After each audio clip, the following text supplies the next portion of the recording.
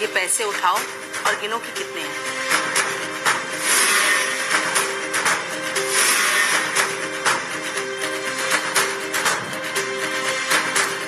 माँ 1.5 लाख है। हाँ माँ, मेरे भी लगभग 1.5 लाख रुपए। हाँ माँ, शायद 1.5 लाख ही है, पर ये आपने हमें दिए क्यों हैं? बताती हूँ बेटा, जिसने भी तुम्हें ये दुनिया दिखाई है ना, जाकर उसके पैर छूकर आओ।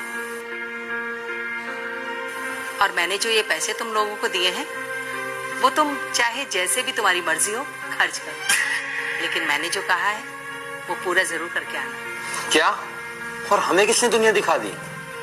हाँ माँ, ये तो बताओ किसके पैर छूने हैं? वो मुझे नहीं पता। देखो, मैंने तुम्हें ये पैसे दे दिए हैं, बाकी अपना दिमाग लगाओ, और जो भी सही दिमाग लगा कर आएगा ना, मैं अपनी पूरी प्रॉपर्टी उसके नाम कर दूंगी। पर तुम जिसके भी पैर छू कर आओ, उसकी फोटो जरूर खींच कर लाना। ऐसा लगता है माँ का दिमाग खराब हो गया है। खैर छोड़िए, बुढ़ापे में सभी का हो जाता है, कोई नई बात थोड़ी ना है। हाँ माँ, शायद आपने गलती कर दी मैं पैसे देकर। माँ, आपने पैसे दे तो दिए हैं, पर अब ये समझ नहीं आ रहा है कि पैर किसके छूने हैं। बेटा, वो तो खुद ही पता लगाना पड़ेगा। ठीक है माँ, हम लोग जाते हैं फिर। ठीक।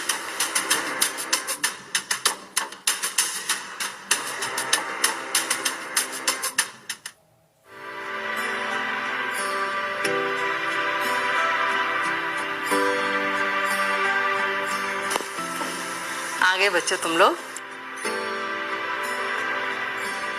अच्छा तो बताओ, किसके पैर छू कर आए? खैर क्या छूने थे माँ, मुझे तो ऐसा लगता है कि दुनिया मैंने खुद ही देखी है। तो मेरी खुशी तो इसमें थी कि मैं एक नई बाइक लूं, और देखो मैं एक नई बाइक ले भी आया। ये तो बड़ा अच्छा किया। हाँ माँ, ये सब तो बकवास बातें होती है ना, हमें कौन दुनिया दिखाता है, हम तो खुद एक्सप्लोर करते हैं ना। इसलिए अपने लिए मैं आईफोन लेकर के आई हूँ और सबको दिखाऊंगी। अरे वाह। अरे या तुम बेटा कुछ नहीं लाई अपने लिए?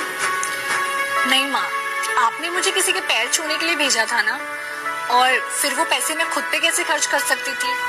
पर मम्मी, मुझे रास्ते में एक गरीब इंसान मिला, और वो बहुत ज्यादा समझदार था।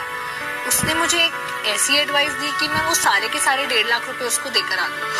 पर मम्मी, उसने जो मुझे एडवाइस दी थी ना, वो 1.5 लाख रुपए से कहीं ज्यादा वैल्यूएबल थी। लेकिन बेटा, आखिर उस आदमी ने तुम्हें ऐसी क्या एडवाइस दी कि तुमने अपने पूरे 1.5 लाख रुपए उसे दे दी? हाँ यार, मैंने मम्मी को बोल तो दिया है कि मैं पैर छू कर आऊंगी, पर मुझे समझ में नहीं आ रहा मैं पैर किसके छूऊं, किसने मुझे दुनिया दिखाई है। अरे हाँ बाबा, मुझे पता है भगवान ने, पर अब मैं भगवान के यहाँ पे पैर कैसे छू सकती हूँ?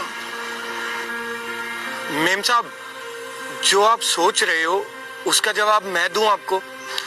अच्छा 1 मिनट में कॉल करती हूँ। हाँ भैया बताओ ना। मेम साहब, जिसने हमें दुनिया दिखाई है ना, वो सिर्फ और सिर्फ हमारे माँ बाप ही हो सकते हैं। वही तो हमें चलना सिखाते हैं, वही हमें लोगों से बोलना सिखाते हैं, और वही हमें जीवन का हर सुख दुख झेलना सिखाते हैं। मेरे हिसाब से तो माँ बाप से बड़ा कोई भी नहीं हो सकता।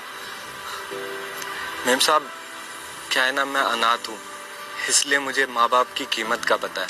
आपको अपने माँ बाप के पैर छूने चाहिए।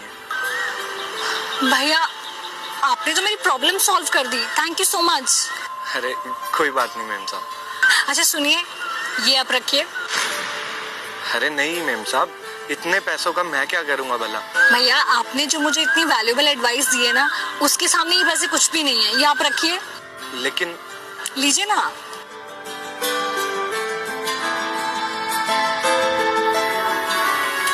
माँ, हमें ये दुनिया दिखाने वाला कोई और नहीं, हमारे खुद के माँ बाप ही होते हैं। और मम्मी, आपने तो माँ का और पापा का दोनों के फर्ज निभाए हैं। आप एक इतनी स्ट्रॉन्ग वुमेन हो, मैं बड़े होके बिल्कुल आपके जैसा बनना चाहती हूँ, आपके जैसा स्ट्रॉन्ग, टफ और हार्ड वर्किंग बनना चाहती हूँ। तो मैं आपके पैर छूंगी। शाबाश मेरा बच्चा। और हाँ माँ, मुझे पूरी प्रॉपर्टी नहीं चाहिए, ये दोनों मेरे छोटे बहन भाई हैं, इनका भी उस प्रॉपर्टी पर उतना ही हक है जितना मेरा है, तो मुझे अकेली में कुछ नहीं चाहिए। बेटा, मुझे पूरा भरोसा था तुझ पर और मैं जानती थी कि तू बहुत ईमानदार है और जो मैंने कहा है वो कर ही आएगी। शाबाश। और जैसे कि तूने कहा कि तुझे प्रॉपर्टी नहीं चाहिए, तेरे भाई बहनों की भी है, तो बेटा प्रॉपर्टी तुम तीनों में बराबर ही बटेगी। पर मैं चाहती हूँ कि तू इस घर को, इस परिवार को और इस इंडस्ट्री को संभाले, इसलिए मैं अपनी कंपनी में तुझे मैनेजर अपॉइंट करती बेटा। और चाहती हूँ कि अपने भाई बहनों को भी ना, जैसी तू समझदार है वैसे ही इनको भी बना। हाँ माँ, आप टेंशन मत लो, आज से इन दोनों की रिस्पॉन्सिबिलिटी भी मेरी है। हाँ माँ, आई एम सॉरी, मैं आपकी बातों को समझ नहीं पाई थी, पर अब समझ गई हूँ। माँ, हो सके तो मुझे माफ कर देना। भाई की जल्दबाजी में मैं आपको भूल ही गया था। मैं यही भूल गया था कि हमारे लिए इस दुनिया में सबसे इम्पोर्टेंट हमारी माँ होती है। अरे आ जाओ, इधर आओ, पास आओ।